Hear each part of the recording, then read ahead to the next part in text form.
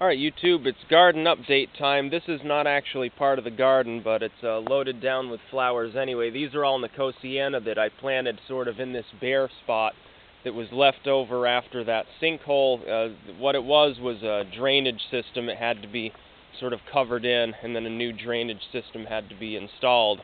So there was a big bare spot. I just sort of did that. You can see the cabbage here have been munched down a bit because, and you may be able to see it, if it runs off through an open area here. You might be able to see one of the resident, yep, there it is. I don't know if you caught that, but there are several baby rabbits that actually have made their home here in the lilies somewhere. They've got a den under it or something. I don't really care. I don't have the inclination or the time to chase them down. So they're not going to touch any of the stuff like over here. The tomatoes are doing well. Some of them are a little on the small side. The one in the middle, some reason, is growing really fast, and I weeded this area out yesterday, so it's looking pretty good, but some of the spots I haven't quite gotten to. There's a lot of zucchini blossoms, and there are zucchini actually, you can see in there growing on these plants. A couple of them are already basically ready to take. Along with spaghetti squash, there are some of those growing in here. Let's see if I can find one that's on here. I think there's one in there as well. I think, yeah, you can see one little one starting there, but I think there are 3 or 4 now, along with half a dozen zucchini already starting to come through. And this is actually a wildflower. I can't remember the name. I introduced it to the area.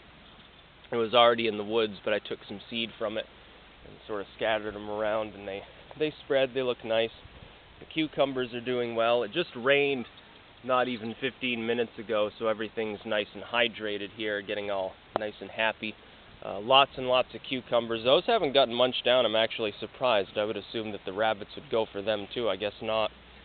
But this tomato that I transplanted, I was originally going to destroy it. I'm glad I didn't, because it's actually like the largest one at the moment. I don't think this one's actually a cherry. I think it's a different variety, maybe a Roma.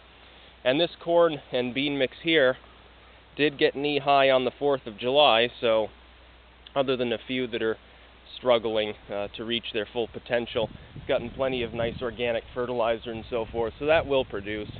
No worries there. But the collards here in the middle aren't doing so hot. The rabbits think that's an excellent salad. All the chamomile flowers, it's been more than a week since I harvested any, and this is kind of overgrown too on the sides. I got to mow. This is almost chest height now, so this corn will be just fine. Lots and lots of corn. This is the regular bantam corn, not the Silver Queen stuff. I find that to be a little bit too sweet, actually. It tastes sort of like frosted flakes that you added even more sugar to. I'm not a fan. The rabbits have been going after the hostas too, but it won't kill them. I mean, they're a perennial. I don't care. Again, I'm not going to spend my time hunting or trapping rabbits in the garden. I've got better things to do. This has to be weeded out a little bit, but it's still pretty good. You can see the beans got decimated. But the thing is, I only really put them there for nitrogen anyway. Same as these beans here. I never really cared whether I got many beans off of them, because I'm just not a fan for the most part. It just doesn't matter to me. And I've got a weed back there a little bit. I get everything around the cabbage and the decimated Brussels sprouts, but those zucchini there are actually doing pretty well. As you can see, they're nicely spaced. Those will fill out, in another week or so. They'll start producing zucchinis as well. So a shit ton of zucchinis. You can see well, actually, is that a mustard plant? Yeah, that is. For a second I was looking at the top leaves. I thought it was something else. Yeah, I got some mustard. Lots of flowers coming through. And Nicotiana, this is the first one that's blossomed.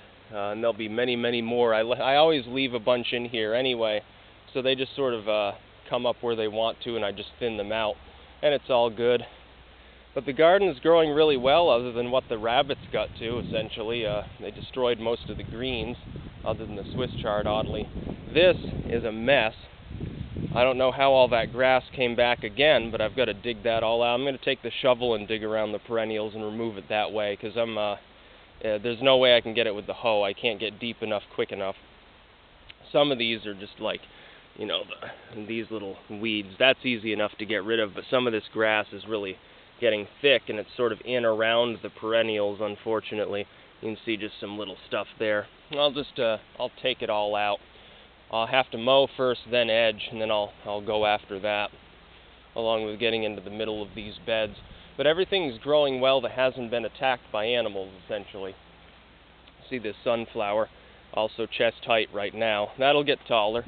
And this one over here is, well, almost as tall as me already, which is funny because it's in a partially shady spot.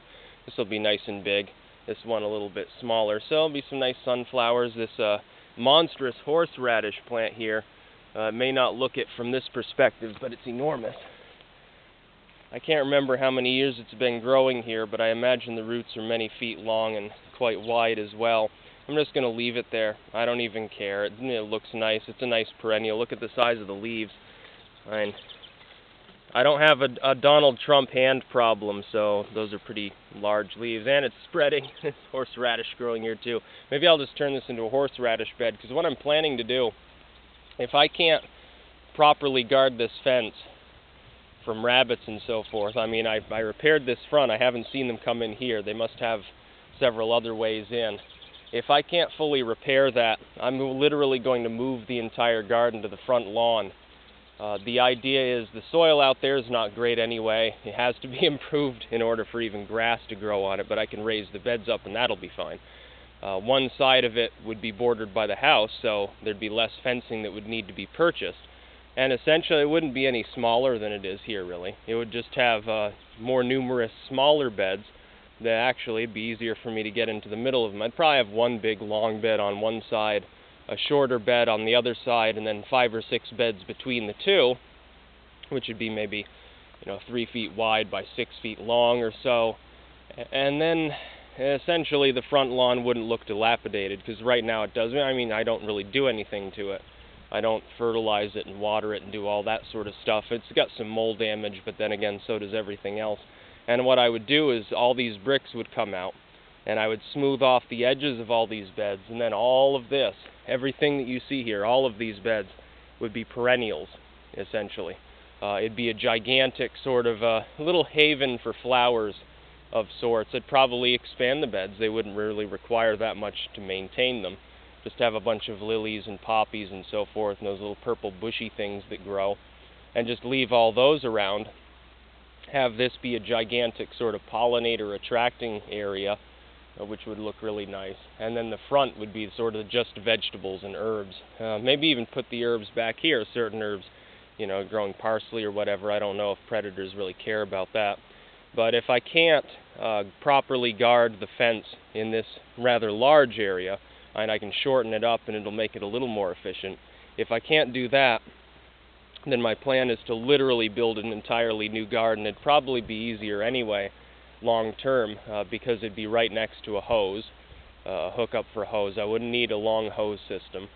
I could potentially put up a rain barrel under the eaves and use that for the water necessary to add fertilizer to. It would get more sun as well. That area doesn't have the problem of trees blocking some of the sunlight in the morning and in the afternoon on half of this garden. It's like this corn back here. I'm surprised that it's grown as well as it has, because it gets about 3 hours of afternoon shade before the sun actually goes down, and yet it's still enormous. It's well ahead of anyone else's corn probably. And probably this corn here that got more sun is roughly on par with what you'd find in the rest of New England at this time of year, since I have a tendency to plant things earlier than most people. I don't start things indoors. I'd rather just plant outdoors. That's how I'm going to keep doing things. Peppers might become the one exception to that, because it takes them so long. But if I can get a properly guarded fence going here, taller, put chicken wire on the lower yard or so, and just redo the whole thing, then I'll keep it out here. Otherwise, I'm going to move the garden. All the improved soil here will stay. It'll cost more, but putting in perennials in this nice soil, they'll grow huge too. And look at this, look at the lily clump here. I could probably split that up into a couple hundred plants. Why not? Why not have, an entire bed? This whole area would just be lilies. The rhubarb, no predators go after that, so that can stay out here. Horseradish, So there'll still be some vegetative material here. It'll just be things that are easier to maintain. It'd be easier on me too, really, because right now I have to drag the hose all the way from the house, and that's quite some distance there. You can see the columbine there is going to seed. This is the lupin is on its last leg, but the Nicotiana are just coming into their own, and some of those Nicotiana are massive. That tomato in there is also enormous. I've still got to do some weeding around that. Also, I've picked out a few more henbane plants that have tried to come up here and there. I'll see if I can find one here. Sometimes they grow in the lawn too, so if I see any here, I'll show you exactly what I'm talking about. A plant to avoid putting in your garden. Well, here's one that I killed earlier. You can see it's fuzzy, kind of a weird color to it. There's a couple there.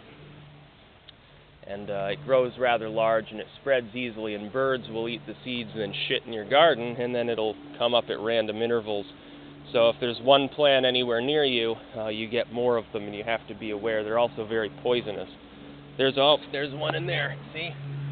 That's a henbane plant right there with the rounded leaves and the fuzziness, as opposed to the catnip, serrated leaves.